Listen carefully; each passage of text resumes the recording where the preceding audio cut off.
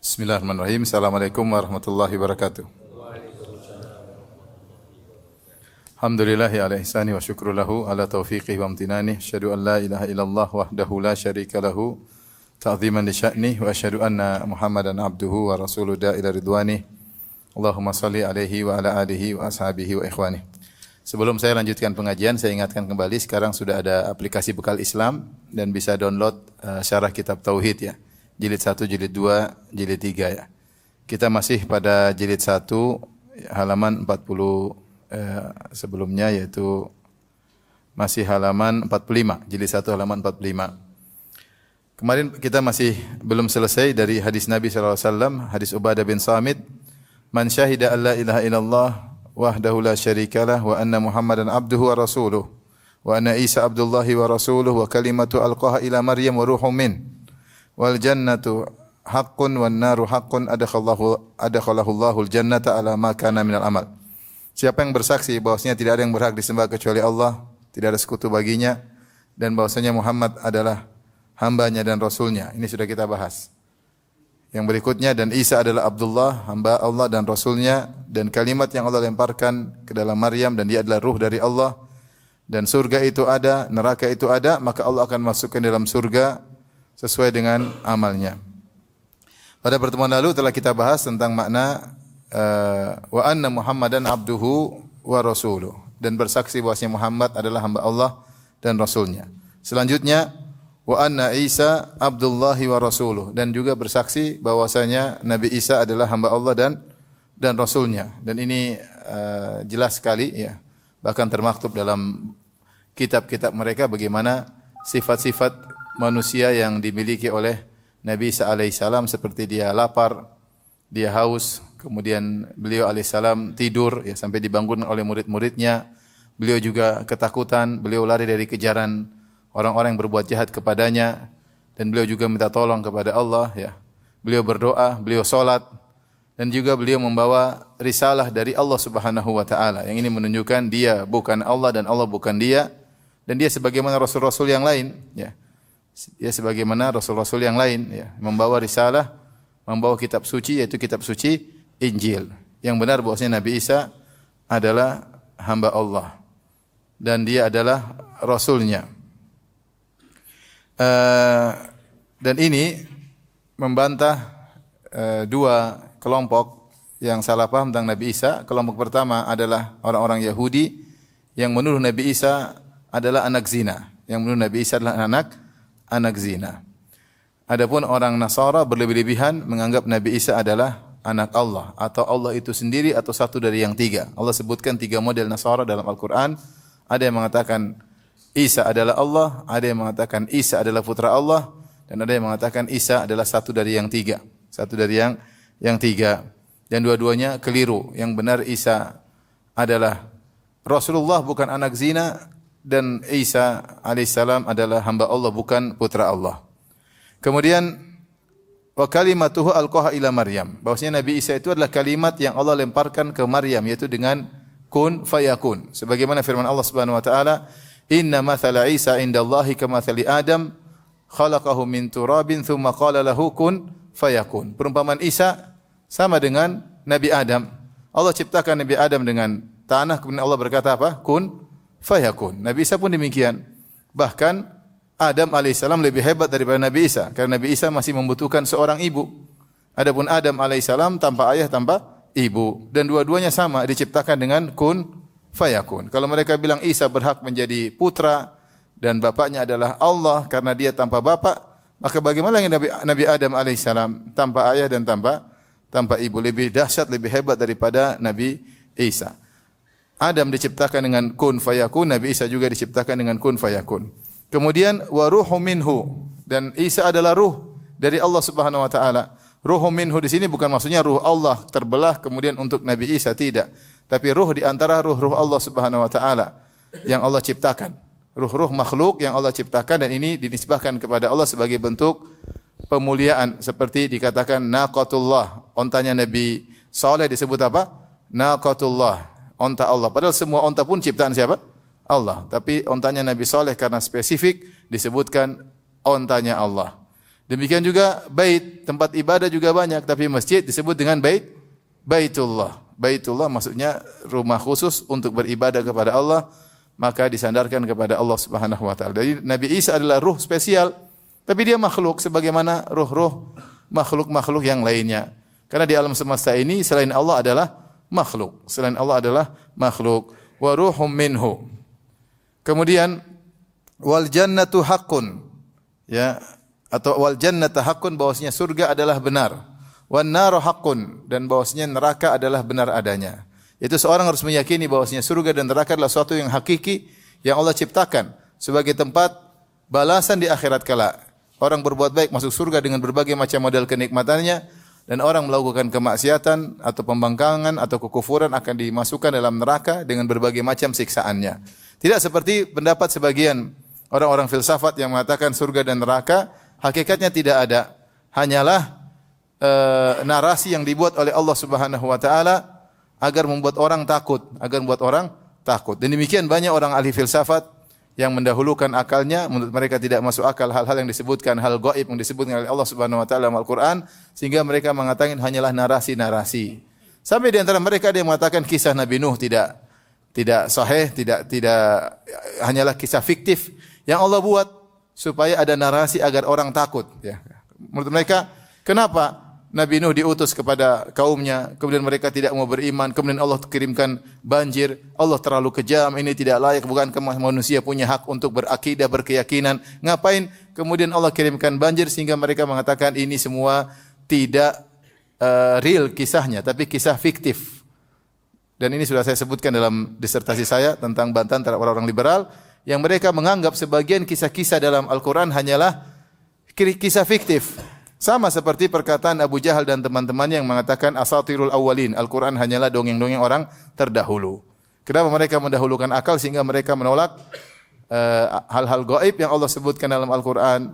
Mereka menganggap itu hanyalah narasi yang dibuat oleh Allah agar manusia menjadi takut. Bahkan mereka mengatakan para rasul berdusta demi kemaslahatan. Ya, para rasul berdusta demi kemaslahatan. Dan ini disampaikan oleh Nur Khalis Majid, ya, ketika dia menukil dari sebagian ahli filsafat. Ini tidak benar, ya. Rasul sallallahu alaihi wasallam adalah as-saduq al-amin, orang yang benar dan jujur, ya. Tidak mungkin membuat narasi fiktif hanya sekedar agar orang menjadi soleh, maka dibuat cerita-cerita fiktif. Ibarat seperti kita kalau ngobrol sama anak kita bikin cerita kancil dan buaya, padahal tidak ada. Supaya apa? Supaya anak-anak baik, kita bikin kisah kancil dan buaya. Demikian juga Allah bikin cerita fiktif. Ada surga, ada neraka, ada kisah Nabi Nuh. Ini semua enggak ada. Sebagian orang-orang liberal meyakini ini semua tidak ada. Ini hanyalah fiktif dibuat oleh Allah Subhanahu wa taala agar orang-orang bisa beriman. Bahkan kata mereka sebagian rasul berdosa. Rasul berdusta demi kebaikan, Ini semua adalah kebohongan yang mereka utarakan. Maka barang siapa yang meyakini bahwasanya surga benar adanya, neraka benar adanya, dan yang sebelumnya tidak ada yang berhak disembah kecuali Allah, Muhammad lah hamba Allah dan Rasulnya, Nabi Isa lah hamba Allah Rasulnya, surga benar adanya, neraka benar adanya, adkhalahullahu al-jannata ala makana minal amal, maka Allah akan masukkan dia ke dalam surga apapun amalnya. Di sini perkataan Nabi sallallahu alaihi wasallam, Allah masukkan dia surga apapun amalnya.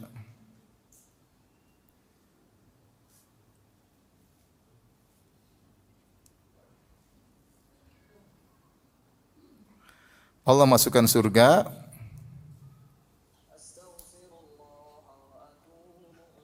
apapun amalnya, ya. Maka ini ada dua tafsiran. Tafsir pertama bahwasanya intinya dia akan masuk surga. Dia pasti masuk surga jika memiliki keyakinan di atas. Jika memiliki keyakinan di atas.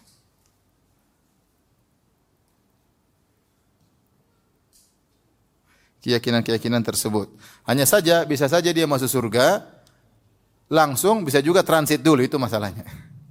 Bisa saja masuk langsung jika tauhidnya kuat, jika akidahnya kuat, atau kalau ternyata dosanya mendominasi, maka dia singgah dulu di neraka. Tapi ujungnya akan juga masuk apa? Surga. Ini yang penafsiran pertama. Penafsiran yang kedua, adkhalahullahu ala ma kana minal amal, dia akan masuk surga sesuai dengan amalnya, sesuai dengan amalnya. Yaitu seakan-akan Nabi berkata, yang penting akidahmu benar, kau pasti masuk surga. Adapun levelmu di surga tergantung amalan. Levelmu di surga tergantung apa? Amalan. Sebagaimana dikatakan oleh Ibnu Qayyim, dukhulul najatu minan nar bimaghfiratillah. Selamat dari neraka dengan ampunan Allah Subhanahu wa taala. Wa dukhulul jannah birahmatillah. Masuk surga dengan rahmat Allah. Waqtisamul manazil wad darajat, adapun level derajat-derajat di surga maka dengan amal, bil amal, maka dengan amal. Jadi seakan-akan Nabi berkata, dia akan masuk surga yaitu jika akidahnya benar, maka masuk surga.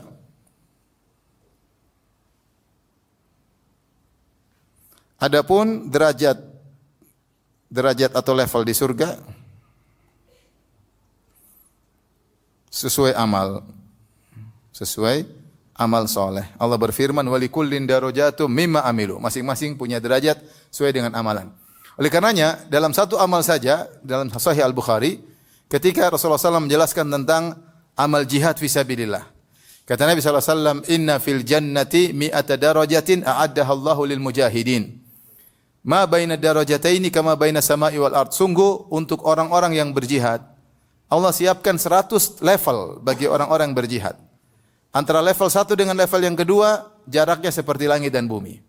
Maksudnya, untuk satu amal saja Allah begitu detail tentang jihad. Jihad itu tidak semua orang sama. Ada yang berjihad misalnya level tertinggi, dengan hartanya yang banyak dan jiwanya, dia berkorban raga, jiwa dan harta. Atau dia sudah berjihad berulang-ulang, kemudian akhirnya dia meninggal dunia. Ini level tertinggi. Ada orang berjihad dengan raganya tanpa hartanya. Ada yang berjihad dengan hartanya tanpa apa?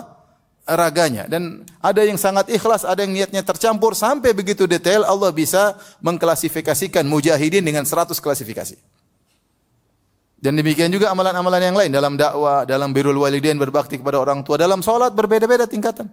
Bisa jadi 2 orang solat berdampingan kanan kiri, saf yang sama tapi pahala mereka antara langit dan bumi. Bukankah Rasulullah SAW bersabda, inna rajula la yansarifu min salati fama kutiba lahu min salati illa nisfuha au thuluthuha au rubu'a. Seorang salat kemudian dia selesai dari salat, tidak dicatat baginya pahala salatnya kecuali setengahnya saja, atau sepertiga, atau seperempat, atau seperlima, sampai sepersepuluh.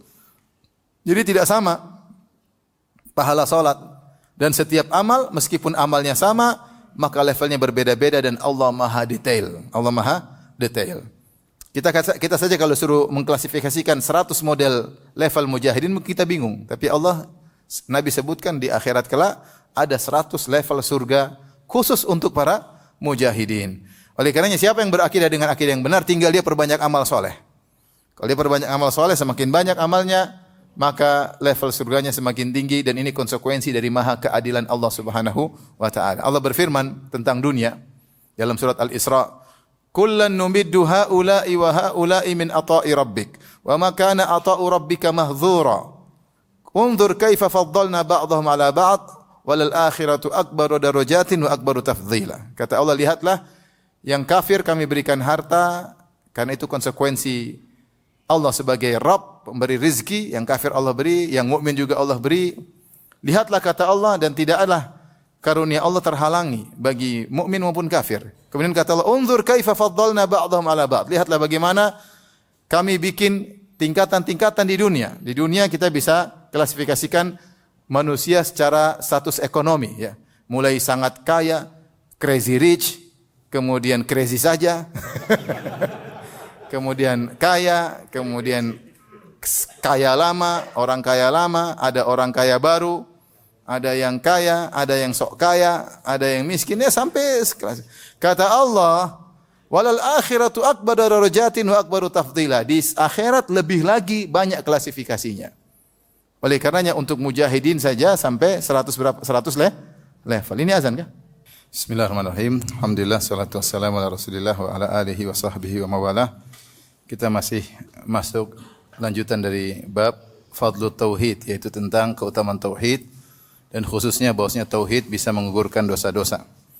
Kita masuk pada hadis yang ketiga atau dalil yang ketiga. Al-Imam Al-Bukhari dan Muslim meriwayatkan pula dari hadis dari Itban radhiyallahu anhu bahwasanya Rasulullah SAW bersabda, "Fa inna Allah harrama 'alan nari man qala la ilaha illallah yabtaghi bidzalika wajh Allah." Sungguhnya Allah mengharamkan atas neraka yaitu orang yang mengucapkan la ilaha illallah dan dia ikhlas mencari wajah Allah ketika mengucapkan la ilaha illallah. Ya, ini dalil bahwasanya siapa yang mengucapkan la ilaha illallah akan haram masuk neraka. Taib di sini Nabi bersabda, ya, sungguhnya Allah mengharamkan neraka. Mengharamkan neraka atas orang yang mengucapkan la ilaha illallah. Mengucapkan la ilaha illallah. La ilaha illallah karena mencari wajah Allah, karena mencari wajah Allah. Wajah Allah. Taib, para ulama mengatakan ini dalil bahwasanya tidak semua orang mengucapkan la ilaha illallah karena mencari wajah Allah. Ini dalil bahwasanya orang mengucapkan la ilaha illallah bertingkat-tingkat. Para pengucap la ilaha illallah berlevel-level. La ilaha illallah berlevel-level kualitasnya.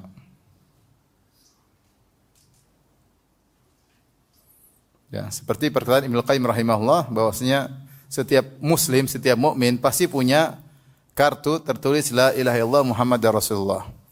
Tetapi tentu levelnya berbeda-beda. Kita tahu, kita sendiri menyadari, kita enggak usah bicara orang lain. Tawakal kita berubah-ubah. Kadang kita sangat bertawakal, kadang kita kurang bertawakal. Kita terkadang sangat bersandar kepada Allah, terkadang kita kurang bersandar kepada Allah. Terkadang kita merasa bahwasanya kita benar-benar hanya fokus kepada Allah, terkadang kita pun masih merasa pengin dipuji, pengin disanjung, pengin dapat likes, ya. Dan kita sedih kalau dislike.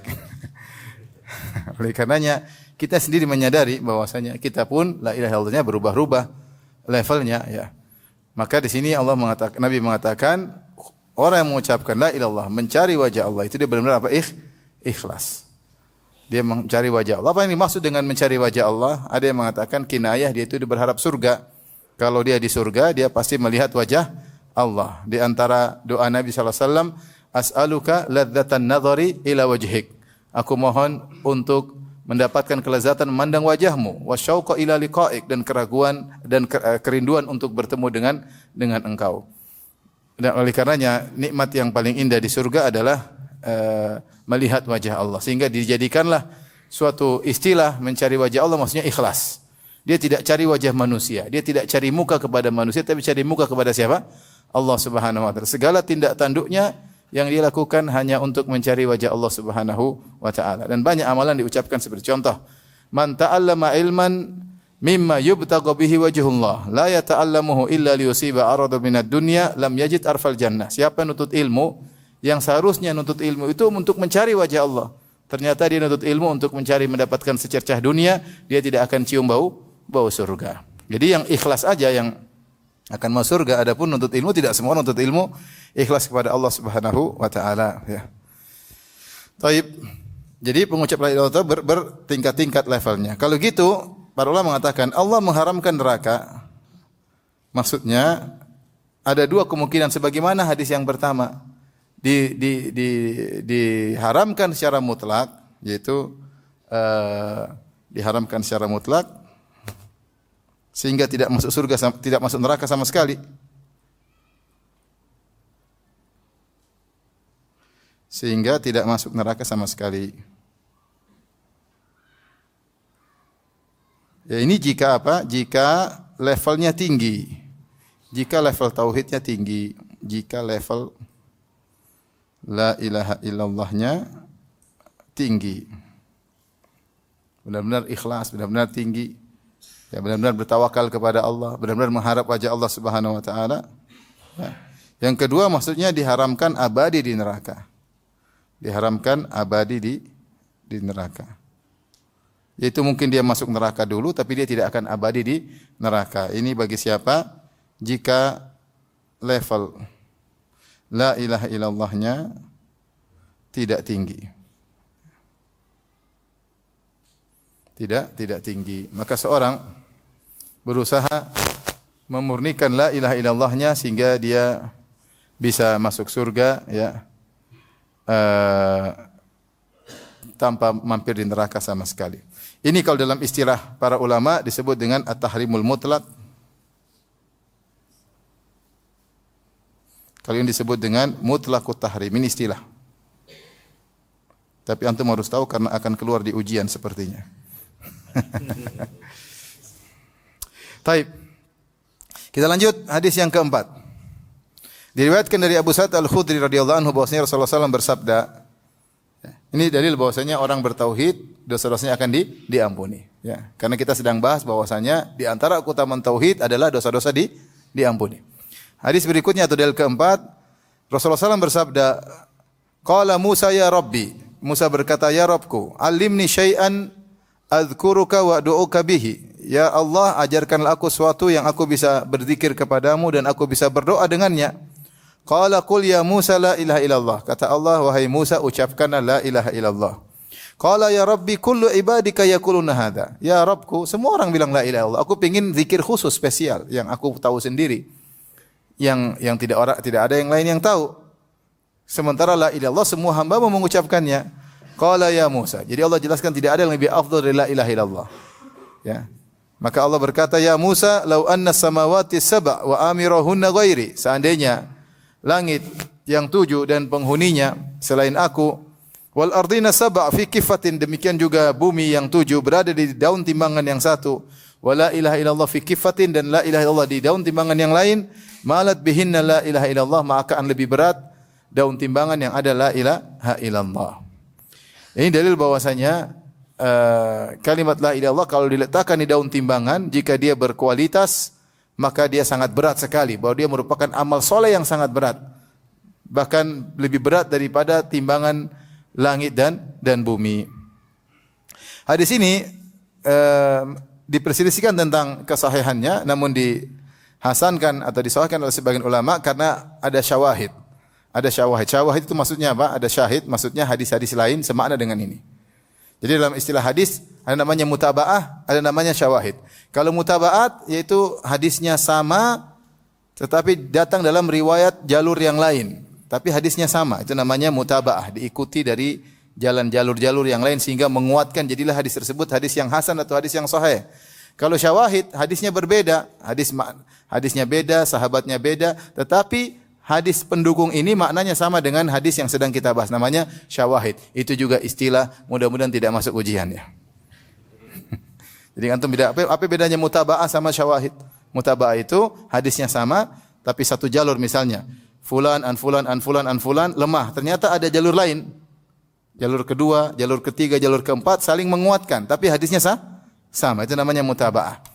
Kalau syawahid hadisnya beda, ini hadis tentang ini, hadis kedua tentang ini, hadis ketiga tentang lain, tetapi ada satu makna yang sama di antara ketiga hadis ini, sehingga saling menguatkan, sehingga hadis yang tadinya lemah jadi naik derajatnya menjadi hasan karena didukung oleh hadis-hadis lain yang kontennya maknanya mirip. Bisa dibedakan? Bisa? Bisa tidak? Bisa.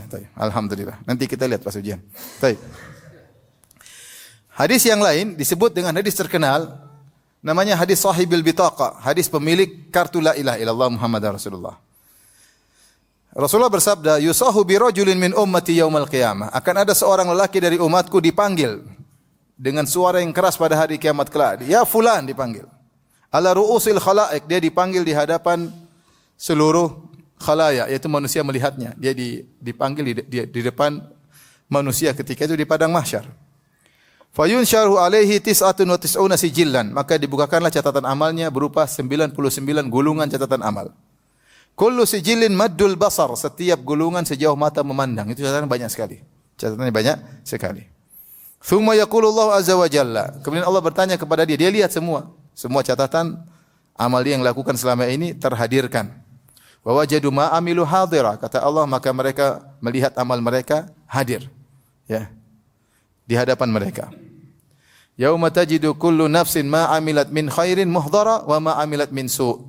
Kata Allah, pada hari tersebut setiap jiwa akan melihat seluruh amalannya yang baik hadir dan juga amal yang buruk semuanya hadir. Ya. tercatat semuanya dan dia lihat. Maka Allah bertanya, hal tunkiru min hadza syai'an? Adakah catatan yang kau ingkari? Mungkin salah catatannya, mungkin kamu nonton film Korea 7 kali ditulis 12 kali, mungkin salah. Artinya seperti itu kira-kira. Adakah salah? Mungkin kau melakukan maksiat 3 ditulis 5. Mungkin kau melakukan maksiat 7 ditulis 12, ya. Fayaqulu la ya Rabb, tidak ada yang salah kata dia, semuanya benar. Fayaqulu adzalamatka katabatil hafizun, apakah malaikat-malaikat pencatat amal menzalimimu? Yaitu ada yang salah. Ditambah-tambahin. Fayaqulu la ya Rabb, kata dia tidak ada ya Rabb, tidak ada yang salah. Tsumma yaqul alaka uzrun, kau punya uzur atas kesalahanmu ini yang sangat banyak. Alaka hasanah, apakah kau punya kebaikan? Fayahabur rajul, dia takut ketika ditanya. Kau punya uzur enggak atas kesalahan ini? Dia enggak berani jawab. Kau punya kebaikan enggak? Dia kayaknya sudah jiper, sudah enggak pede lagi melihat maksiatnya banyak. Apa kebaikan yang saya miliki? Fayaqulu la, kata dia enggak ada. Fayaqulu bala, kata Allah ada. Innalaka indana hasanat, sungguhnya kau memiliki banyak kebaikan. Wa innahu la dzulma 'alaikal yaum, dan kau tidak akan dizalimi pada hari ini. Fatukhraju lahu bitaqah, maka dikeluarkan baginya sebuah kartu fiha asyhadu an la ilaha illallah wa anna muhammadan abduhu wa rasuluh. Dikeluarkan kartu tertulis catatan amal la ilaha illallah muhammadar rasulullah. Qala fa yaqulu ya rabbi, maka dia berkata, ma hadhil bitaqatu ma hadhihi sijillat, ya Allah, apa pengaruhnya kartu la ilaha illallah dibandingkan dengan 99 catatan amal maksiat ini? Kata Allah, innaka la tuzlam, kau tidak akan dizalimi. Fatudau sijillat fi kiffatin, maka 99 gulungan catatan amal diletakkan pada satu daun timbangan. Wal bitaqatu fi kiffatin, dan catatan kartu la ilaha illallah Muhammadar Rasul diletakkan pada timbangan yang lain, daun timbangan yang lain. Fatashat sijillat wa thaqalatil bitaqah, ternyata lebih berat timbangan la ilaha illallah. Ini dalil bahwasanya la ilaha illallah kalau berkualitas bisa menggugurkan dosa-dosa yang dilakukan oleh seorang hamba.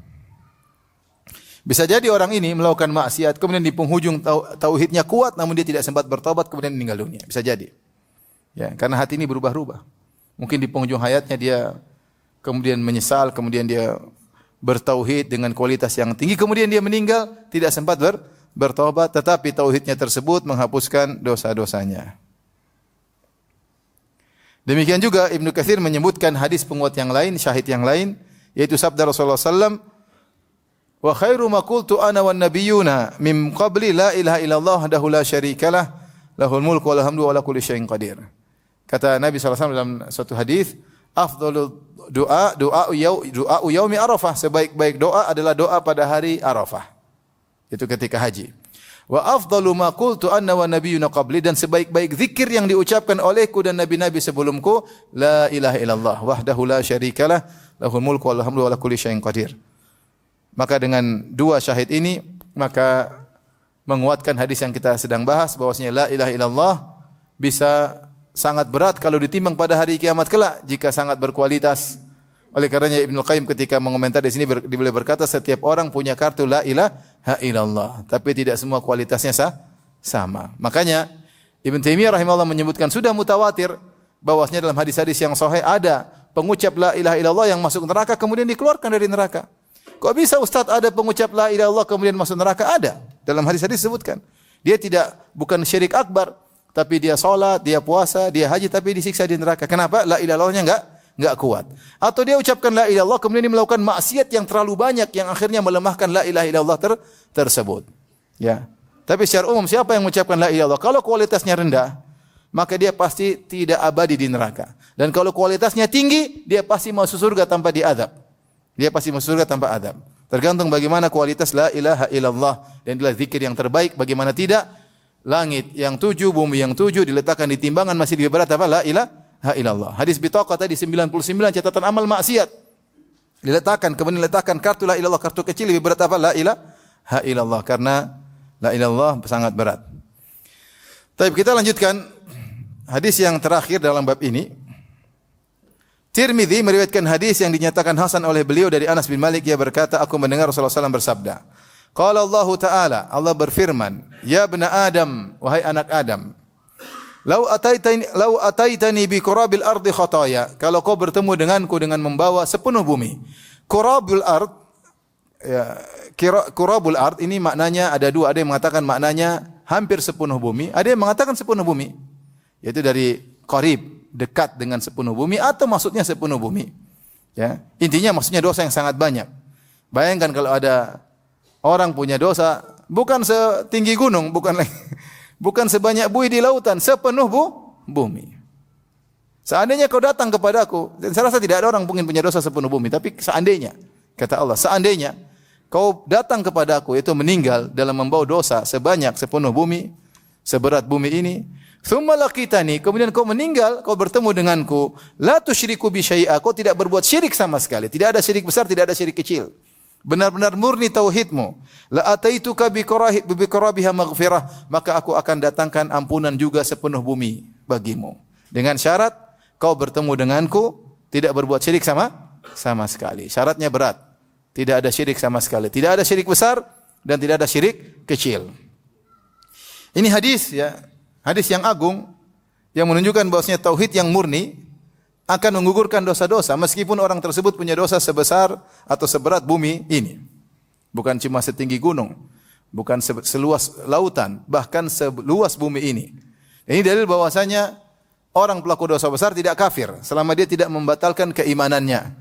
Tidak seperti pendapat orang-orang Khawarij yang mengatakan pelaku dosa besar kafir. Orang Khawarij mengatakan orang pelaku dosa besar kafir di neraka, kekal di neraka. Adapun Mu'tazilah mengatakan orang pelaku dosa besar tidak kafir tetapi fi manzilah baina manzilatain, yaitu di antara dua kedudukan, tidak muslim, tidak kafir, tapi kalau di neraka tetap kekal. Saya jelaskan sebentar.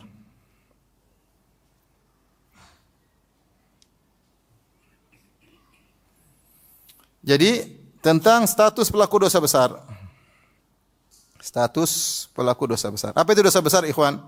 Dosa besar itu dosa yang diancam dengan ancaman khusus, seperti hukuman khusus di neraka atau dilaknat ya.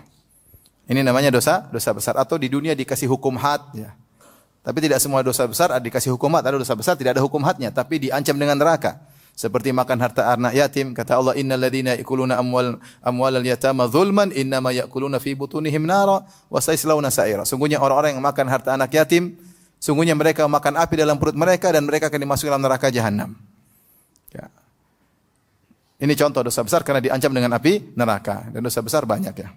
Baik, status dosa besar maka ada 3 mazhab.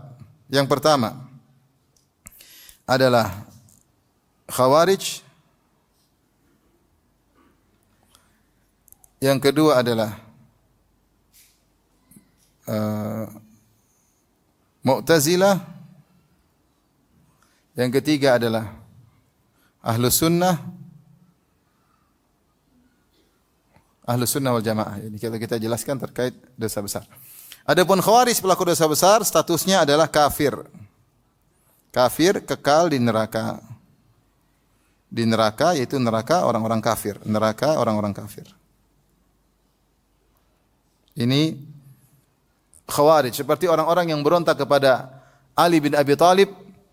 Mereka mengatakan Ali bin Abi Thalib telah berhukum dengan hukum selain Allah, maka mereka mengatakan innal hukmu illa lillah. Hukum ini hanya milik Allah. Akhirnya mereka kafirkan Ali bin Abi Thalib, kemudian mereka berperang dengan Ali bin Abi Thalib radhiyallahu taala anhu. Sebagaimana dalam sejarah yang ma'ruf. Mu'tazilah enggak. Mu'tazilah mengatakan orang pelaku dosa besar itu tidak kafir, tidak muslim. Tidak kafir dan juga sekaligus tidak apa? Tidak muslim. Mereka punya istilah dengan fi manzilah baina manzilatain. Yaitu di suatu kedudukan di antara dua kedudukan, yaitu di kedudukan di tengah dua kedudukan, yaitu antara kafir dan apa? Muslim. Tapi di neraka kekal. Kekal meskipun bukan di neraka orang kafir. Sama aja tuh. Bukan di neraka karena neraka berlevel-level. Bukan di neraka orang kafir. Mereka tidak komitmen, harusnya kalau tidak kafir tidak mukmin, harusnya tidak di surga dan juga tidak di neraka. Harusnya kan demikian. Di mana ya udah tidak surga tidak neraka di antara keduanya, tapi mereka enggak. Pelaku dosa besar juga kafir, pelaku dosa besar tidak kafir, tidak kafir, tidak mukmin, tetapi di neraka tetap masuk neraka dan kekal, namun bukan di nerakanya orang-orang kafir. Adapun ahlu sunnah maka statusnya tetap mukmin, tapi mukmin yang imannya kurang. Mukmin naqisul iman, yang imannya kurang. Imannya kurang. Adapun statusnya tahta masyiatillah, istilahnya tahta masyiatillah, yaitu terserah Allah. Terserah Allah. Kalau Allah kehendak, Allah azab. Kalau Allah kehendak, Allah ampuni. Jika Allah berkehendak, jika Allah mau diazab, jika Allah mau diampuni. Kenapa? Karena yang dia lakukan bukan kekufuran. Dan Allah berfirman, "Innallaha la yaghfiru ay yushraka bih wa yaghfiru ma duna dzalika liman yasha." Allah tidak mengampuni dosa syirik, tapi Allah mengampuni dosa selain syirik bagi yang Allah mau. Paham? Kalau syirik tidak diampuni, selain syirik terserah Allah. Mau dia azab, mau tidak terserah Allah. Ada orang mati bunuh diri, kita bilang pasti masuk neraka? Tidak, belum tentu. Ada orang mati musyrik, pasti masuk neraka? Pasti. Kekal atau tidak? Kekal. Kalau orang lagi berzina kemudian meninggal dunia, kita bilang mungkin diazab, mungkin enggak, terserah Allah. Karena zina bukan syirik. Itu namanya dalam istilah syariat tahta masyiatillah, di bawah kehendak apa? Allah. Inilah akidah ahlu sunnah. Di antara dalil tentang hal ini adalah hadis yang sedang kita bahas. Allah mengatakan seandainya kau datang dengan dosa sepenuh bumi. Sepenuh bumi kira-kira dosa besar atau dosa kecil? Dosa super besar. Dosa sepenuh bumi, seberat bumi. Tapi ternyata kau punya tauhid yang kualitasnya tinggi, aku akan ampuni. Terserah Allah. Allah ampuni atau tidak, terserah Allah. Dan di antara sebab yang buat Allah bisa mengampuni orang pelaku dosa besar adalah jika dia tauhidnya kuat. Dan ini hadis ini bantahan terhadap Khawarij dan juga bantahan terhadap Mu'tazilah. Bahwasanya pelaku dosa besar bisa diampuni, oleh Allah Subhanahu wa taala. Di antara sebab ampunan adalah bertauhid. Paham ikhwan? Paham. Kita lanjut ya. Biar ujiannya banyak. Taib. Di antara faedah tentang hadis ini, ternyata sebab-sebab dosa diampuni itu banyak. Al-Imam Ibn Taimiyah rahimahullah dalam Majmu' Fatawa jilid 7 halaman 47 sampai 501 487 901 menyebutkan nahwa asyratil asbab, ada sekitar 10 sebab dosa-dosa diampuni. Ternyata bukan cuma bertobat diampuni, ada banyak sebab. Di antaranya tauhid. Tauhid bisa menghapuskan apa? Dosa-dosa. Saya sebutkan, saya tambah satu, ini 11 karena saya tambah satu. Ibn Taimiyah menyebutkan di antaranya bertobat. Kalau orang bertobat, dosanya diampuni enggak? Diampuni. Kebanyakan orang menyangka sebab diampuni dosa cuma satu. Banyak orang menyangka sebab diampuni satu atau dua, cuma tobat dan istighfar. Ternyata ada sebab yang lain. Apa bedanya tobat dengan istighfar? Bedanya apa? Kalau tobat, maksudnya dia menyatakan itulah khabar. Ya Allah, saya bertobat. Terimalah tobat. Maksudnya saya bertobat, saya menghabarkan kepada Engkau ya Allah bahwasanya saya telah meninggalkan dosa tersebut dengan penuh penyesalan. Misalnya saya mengatakan saya bertobat dari waliyadzubillah, misalnya bertobat dari minum khamar. Maksudnya ya Allah, saya mengaku kepada Engkau bahwasanya saya tidak akan minum khamar lagi dan saya menyesali perbuatan saya dan saya tidak akan mengulanginya lagi. Itu namanya saya bertobat. Kalau istighfar, maksudnya ya Allah ampuni saya karena saya minum apa? Khamar. Jadi istighfar belum tentu bertobat. Ada orang masih melakukan maksiat tapi dia beristighfar. Dia minum khamar, astagfirullah. Tapi minum, tobat belum tobat. Tobat terus meninggalkan. Aduh belum bisa. Ya Allah astagfirullah ya Allah, ampuni aku ya Allah. Tapi belum bisa ya Allah, belum bisa ya Allah. Minum lagi astagfirullah. Nah, itu. Apakah Allah ampuni? Mungkin, terserah Allah. Itu bedanya tobat istighfar yang sempurna tentu dengan bertobat. Jadi bedanya tobat adalah khabar, istighfar adalah talab, itu permohonan. Permohonan diampuni. Kalau taubat yaitu kabar bahwasanya saya sudah meninggalkan dan saya berharap taubat saya diterima. Kalau istighfar tidak mesti taubat. Faham? Makanya istaghfir rabbakum tsumma tubu ilaih. Beristighfarlah kemudian bertobatlah. Ya beristighfar ada progres menuju taubat. Kalau istighfar yang sempurna pasti melazimkan apa? Taubat. Paham? Jadi kalau antum lihat cewek bilang apa? Harusnya taubat, enggak lagi ya. Istighfar, astagfirullah, mau lihat lagi nih. Istighfar, astagfirullah. Istighfar yang sempurna melazimkan apa?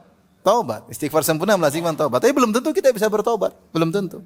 Masih dikuasai oleh banyak kebutuhan, banyak hawa nafsu, ya belum bisa. Ya.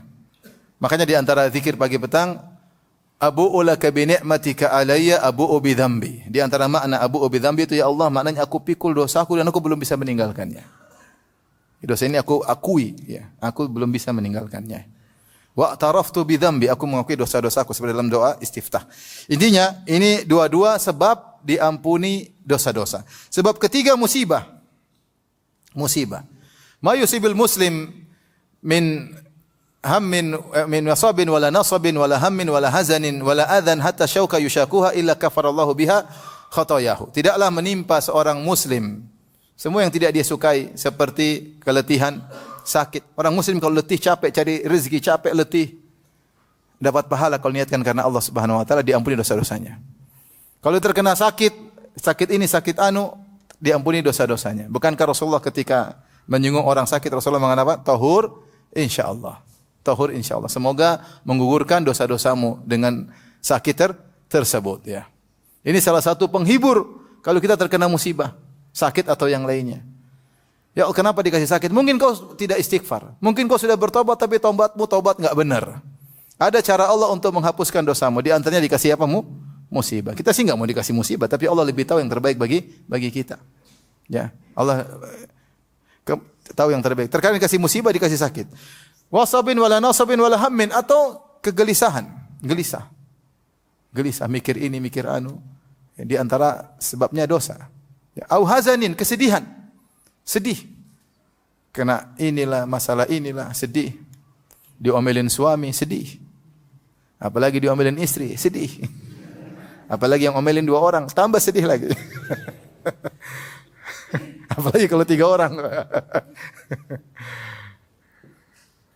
Jadi ada kawan di Arab sana. Jadi dia punya istri lebih dari 1, tapi dia punya kamar khusus. Ketika temannya main sama dia, kenapa kau punya kamar khusus? Ini kalau lagi semuanya ini saya masuk ke sini. Kalau semua bermasalah, sedih, dia masuk ke kamar apa? Spesial.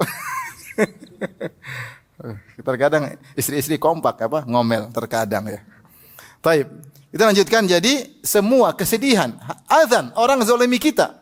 Orang zalimi kita, maki-maki kita, hina-hina kita, jatuhkan harga diri kita, itu kita sedang disakiti oleh orang lain. Kalau kita sabar, menggugurkan apa? Dosa-dosa. Sampai duri yang mengenainya akan menggugurkan dosa. Jadi semua musibah akan menggugurkan dosa. Bahkan cepat sekali dalam pengguguran dosanya, cepat sekali. Cepat sekali. Musibah itu luar biasa, punya efek menggugurkan dosa dan punya efek mengangkat derajat seseorang. Intinya dosa-dosa bisa digugurkan dengan musibah juga. Kemudian ini yang kita bahas, poin penting, yaitu dosa-dosa bisa digugurkan dengan al-hasanatul mahiyah, yaitu amal-amal soleh yang menggugurkan dosa-dosa. Secara umum, dosa-dosa itu, amal soleh itu bisa menggugurkan dosa-dosa. Makanya diibaratkan bahwasanya amal soleh seperti air yang bersih, dosa-dosa seperti kotoran. Ya, ini dalam hadis-hadis, ya.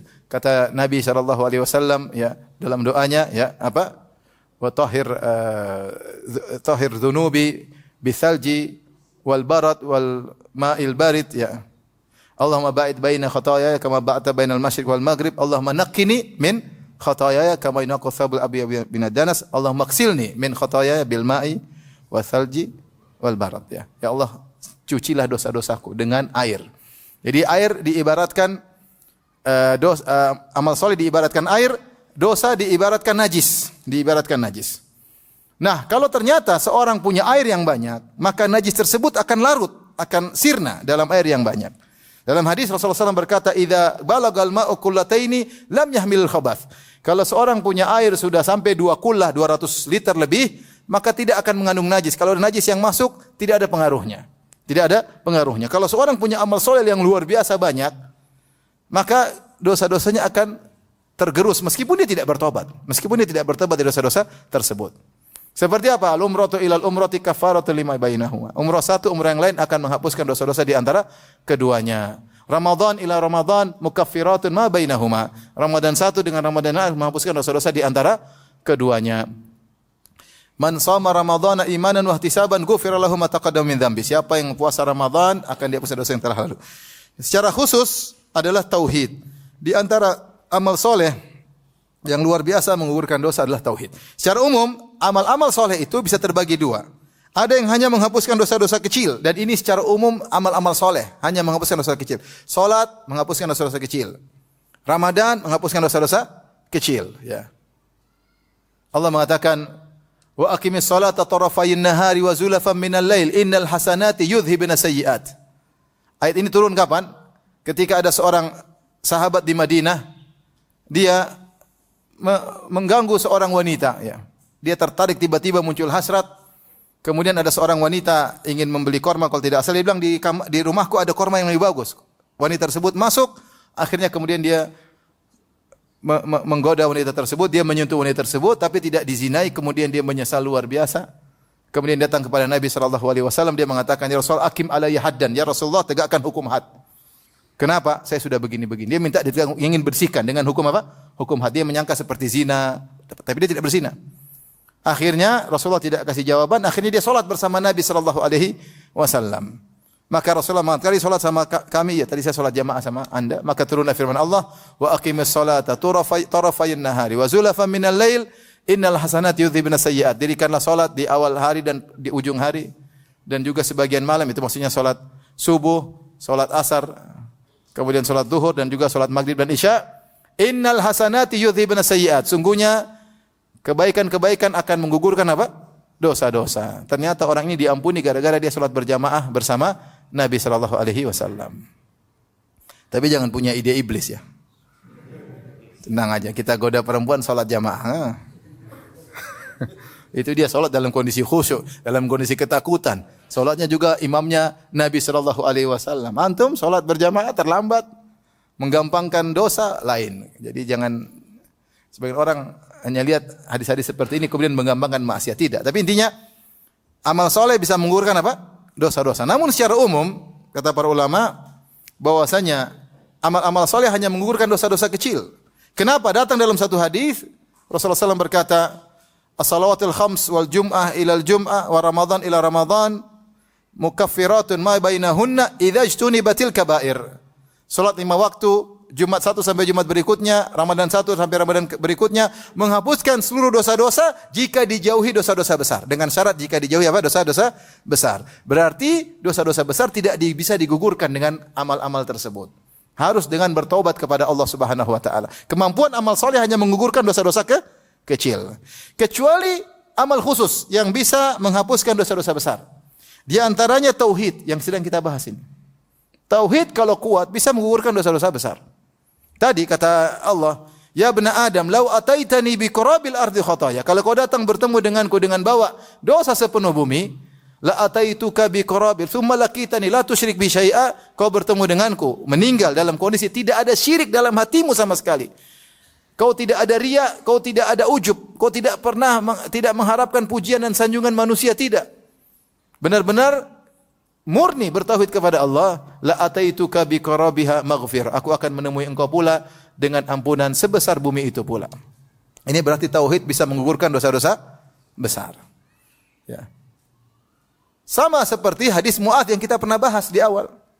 Kata Nabi SAW, ya Mu'adz, atadri ma haqqullah 'alal ibad wa ma haqqul ibad 'ala Allah. Wahai Mu'adz, tahukah engkau apa hak Allah terhadap hamba dan apa hak hamba terhadap Allah? Kemudian Nabi berkata, haqqullah 'alal ibad ayya'buduhu wa la yusyriku bihi syai'a. Hak Allah terhadap para hamba hendaknya mereka bertauhid dan tidak berbuat syirik sama sekali. Beribadah hanya kepada Allah.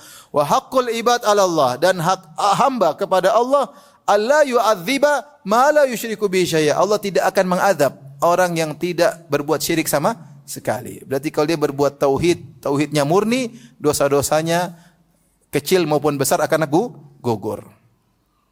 Di antara amalan yang bisa menggugurkan dosa-dosa besar, haji. Ini ada khilaf, tapi pendapat yang dipilih oleh Ibnu Hajar rahimahullah dan juga dipilih oleh Syekh Utsaimin rahimahullah bahwasanya haji juga menghapuskan dosa-dosa besar. Kenapa? Karena Rasulullah SAW bersabda, "Man hajja lillah wa lam yarfuth wa lam yafsuq raja'a min dhunubi ka yaumin waladathu ummuhu." Siapa yang berhaji karena Allah ikhlas dan tidak melakukan rafath dan tidak melakukan kemaksiatan, dia akan kembali bersih dari dosa-dosanya seperti baru dilahirkan dari perut ibunya. Apakah bayi lahir bawa dosa? Bawa dosa tidak? Kalau Islam enggak, tapi kalau Nasara bawa dosa turunan. Yang nanti harus ditebus oleh Nabi Isa dengan disalib. Tapi kalau kita enggak, bayi lahir tanpa dosa. Berarti kalau orang hajinya mabrur, dosanya semua diampuni. Makanya Rasulullah bedakan antara umrah dengan haji. Kata Rasulullah SAW, al-umratu ilal umrati kafaratun bainahuma. Kafaratun ma bainahuma. Umrah satu dengan umrah yang lain, penghapus dosa di antara keduanya. Wal hajjul mabruru laisa lahu jazaa'un ilal jannah. Dan haji mabrur tidak ada pahala yang setimpal kecuali surga. Ini dalil isyarat bahwasanya haji menghapuskan bahkan dosa-dosa besar. Demikian juga ketika Amr bin Al-As masuk Islam. Amr bin Al-As masuk Islam karena dia dulu ketika masih musyrik benar-benar tokoh penjahat dan dia adalah delegasi yang dikirim utusan Abu Jahal untuk memprovokasi Raja Najasyi agar mengembalikan kaum muslimin yang berhijrah ke Habasyah. Siapa yang dikirim Abu Jahal? Siapa? Amr bin Al-As. Orang yang sangat cerdas, pemikir ulung, pandai bersilat lidah untuk mencelakakan kaum muslimin. Kemudian dia masuk Islam. Dia sadar kesalahan dia sangat banyak. Maka dia mengatakan, ya Rasulullah, ubsut yadaka fala ubayyika. Ya Rasulullah, bentangkan tanganmu, aku ingin membayar engkau masuk Islam. Rasulullah pun bentangkan tangannya. Ternyata Rasulullah SAW menahan tangannya. Kata Rasulullah, malaka ya Amr? Kenapa kau tidak membayar? Kata Amr, uridu an ashtarit. Saya ingin punya syarat. Apa syaratmu? An yughfarali, agar Allah ampuni dosa-dosaku. Maka Rasulullah berkata, "Ama ta'lamu ya Amr, tidakkah kau tahu wahai Amr, annal Islam yahdimu ma kana qablahu, bahwasanya Islam menghapuskan dosa-dosa sebelumnya. Wa anna taubata tajubu ma kana qablaha, dan taubat menghancurkan dosa-dosa sebelumnya. Wa annal hajja yahdimu ma kana qablahu, dan haji menghapuskan dosa-dosa sebelumnya." Di sini Rasulullah menggandengkan antara haji dengan taubat dengan Islam. Maka zahir hadis ini bahwasanya haji menghapuskan seluruh dosa, bahkan dosa-dosa besar. Di antara juga amal soleh yang luar biasa seperti perang Badar menghapuskan dosa-dosa besar. Buktinya Hatib bin Abi Balta'ah radhiyallahu anhu pernah ikut perang Badar. Hatib bin Abi Balta'ah ikut perang Badar pada tahun 2 Hijriah. Kemudian pada tahun 8 Hijriah dia melakukan dosa besar. Apa dosa yang dilakukan? Dia kirim surat kepada orang-orang Mekah bahwasanya Rasulullah akan memerangi kalian. Ini mengungkap rahasia, ini bahaya. Efeknya luar biasa. Sampai Rasulullah SAW suruh Ali bin Abi Thalib untuk menangkap wanita yang membawa suratnya Hatib. Ketahuan, Jibril kasih tahu Nabi SAW, akhirnya ditangkaplah wanita tersebut, diambillah suratnya. Maka ketahuanlah memang benar Hatib menulis surat buat keluarganya di Mekah. Maka Umar pun marah. Umar berkata, "Ya Rasulullah, da'ni adribu unuqa hadzal rajul." Biarkan saya penggal kepala orang ini. Kenapa? Dia melakukan dosa besar. Membuka rahasia, memberitahu kepada musuh bahwasanya kita akan memerangi mereka. Ini bahaya. Maka Rasulullah mengatakan, "Jangan wahai Umar. La'alla Allah ta'ala ala ahli Badar." Bisa jadi Allah sudah melihat siapa para peserta perang Badar. Kemudian Allah berkata, "Imalu ma syi'tum qad ghafartu lakum." Silakan lakukan apa saja, aku sudah ampuni, kata Allah Subhanahu wa taala. Kenapa? Karena amalan perang Badar amal yang luar biasa. Sehingga ketika Hatib melakukan dosa besar, setelah itu tetap diampuni. Dosa besar tersebut masih lebur dalam lautan kebaikan orang yang ikut serta dalam perang apa? Perang Badar. Maka kemudian Umar pun menangis ketika mendengar hadis tersebut, karena Umar termasuk ikut serta dalam perang apa? Perang Badar. Jadi di antara amal penghapus dosa adalah tauhid. Di antara sebab dosa diampuni adalah berdoa. Ini yang saya tambahkan, berdoa. Dalam hadis Rasulullah SAW bersabda, tidaklah seorang muslim berdoa dengan suatu doa laisa fihi itsmun wala qati'ah, yang dosa tersebut tidak ada permohonan dosa dan tidak ada permohonan memutuskan silaturahmi. Maksudnya kalau dosa itu bagaimana? Dia bilang, "Ya Allah, mudahkanlah aku untuk berzina." Misalnya enggak boleh. "Ya Allah, mudahkanlah aku untuk membunuh si dia." Itu namanya dosa apa? Maksiat. Atau dosa silaturahmi, memutus silaturahmi, "Ya Allah, jauhkanlah aku dari kakakku." "Ya Allah, jauhkanlah aku dari ibuku." Namanya doa untuk memutus silaturahmi. Kalau seorang mukmin berdoa selain dua model doa ini yang terlarang, maka dia pasti dikabulkan dengan salah satu dari tiga. Yaitu an yu'ajjila lahu, Allah kabulkan dia segera di dunia. Yang kedua, wa an yaddakhira lahu, atau Allah tunda pengkabulannya di akhirat, dan lebih afdal dikabulkan di akhirat. Au an yasrifa anhu minas su'i mithlahu, atau Allah palingkan darinya keburukan semisal apa yang dia minta.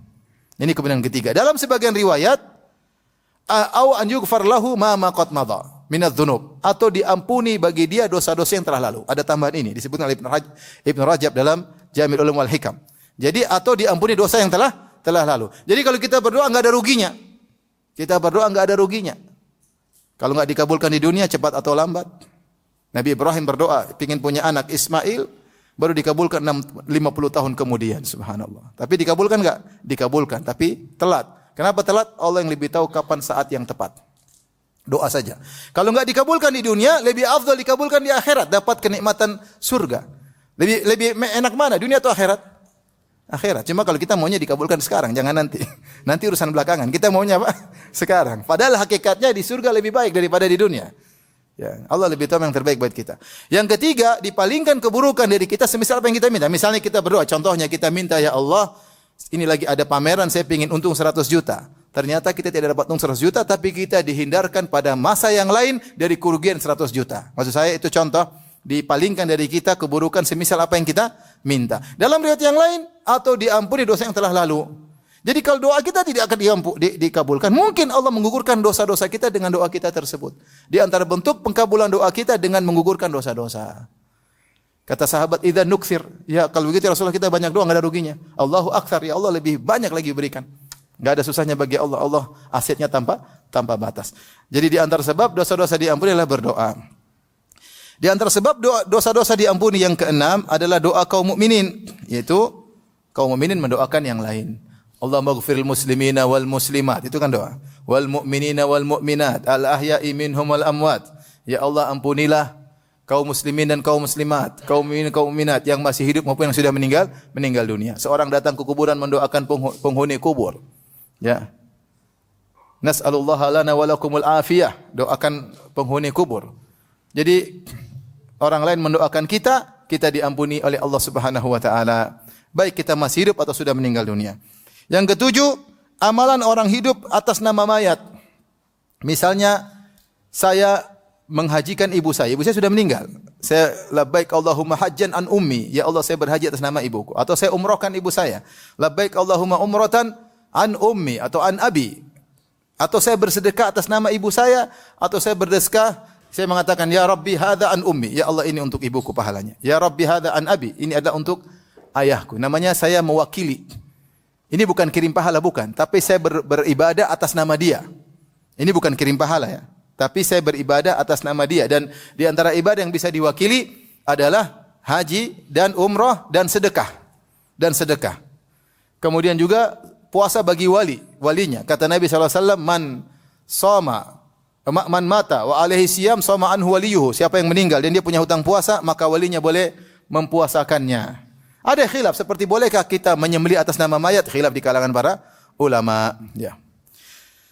Jadi kalau seorang anak soleh, ibunya sudah meninggal, dia umrohkan, dia hajikan, dia sedekah sama orang tuanya, maka orang tuanya dikurangi dosa-dosanya. Bisa jadi bermanfaat di alam barzakh. Ya, mungkin diadab jadi dikurangi, atau kalau tidak diadab maka bertambah kenikmatannya di alam barzakh. Yang ketujuh, syafaat Nabi dan yang lainnya. Nabi beri syafaat. Seorang harusnya masuk neraka, enggak jadi masuk neraka gara-gara dapat syafaat Nabi SAW, atau syafaat kaum mukminin yang lainnya, atau sudah terlanjur masuk neraka dikeluarkan, diampuni sehingga dikeluarkan, seperti syafaat kaum mukminin. Mereka berkata, ya Rabbana, ikhwanana, ya Rabbana, teman-teman kami di neraka, kanu yusalluna ma'ana, mereka dulu salat bersama kami, wa yasumuna ma'ana, mereka dulu puasa bersama kami, buka puasa bareng, panitia bareng ya Allah. Wa hujjuna ma'ana, dulu haji sama kami, satu travel ya Allah. Visanya resmi ya Allah, bukan visa enggak resmi. Tapi di neraka, ya Allah izinkan kami untuk beri syafaat. Allah mengatakan, akhriju minan nari man ta'rifun, man araftumu. Keluarkan dari neraka orang yang kalian kenal. Subhanallah. Dikeluarkan, berarti diampuni dosa-dosanya. Ini berarti syafaat dari kaum mukminin. Ini juga penggugur dosa. Yang kesembilan, kata Ibnu Taimiyah, kengerian yang terjadi di alam kubur berupa himpitan, doktah. Seorang masuk ke kuburan akan dapat himpitan, atau fitnah kubur, pertanyaan malaikat mungkar dan nakir, atau rau'ah, ketakutan yang dialami oleh orang dalam kesendiriannya dalam kuburan. Ini menggugurkan dosa-dosanya, kata Syekhul Islam Ibnu Taimiyah rahimahullah taala. Demikian juga yang ke-10, ahwal yaumul qiyamah. Kengerian atau dahsyatnya hari kiamat. Ngerinya seorang ketika dibangkitkan, ngerinya ketika dipanggil untuk disidang, ini semua menggugurkan dosa-dosanya. Dan yang terakhir, rahmat Allah Subhanahu wa taala tanpa ada sebab sedikit pun dari hamba. Dengan kasih sayangnya Allah mengampuni sebagian orang tanpa ada sebab dari hamba-hamba yang lainnya. Inilah sekitar 10 sebab kata Syekhul Islam Ibnu Taimiyah, yang saya tambahkan 11 adalah doa yang bisa menggugurkan dosa. Ternyata dosa itu tidak gugur hanya dengan taubat dan istighfar, tapi juga dengan sebab-sebab yang lain. Taib, kita selesai dari bab ini. Saya rasa sampai di sini cukup dulu. Insyaallah kita lanjutkan bab berikutnya, bab lebih menarik lagi tentang masuk surga tanpa azab dan tanpa hisab bagi orang yang memurnikan tauhid, insyaallah pada pertemuan berikutnya. Wallahu taala alam bissawab. Demikian saja kajian kita. Kurang lebih saya mohon maaf. Wabillahi taufiq. Assalamualaikum warahmatullahi wabarakatuh.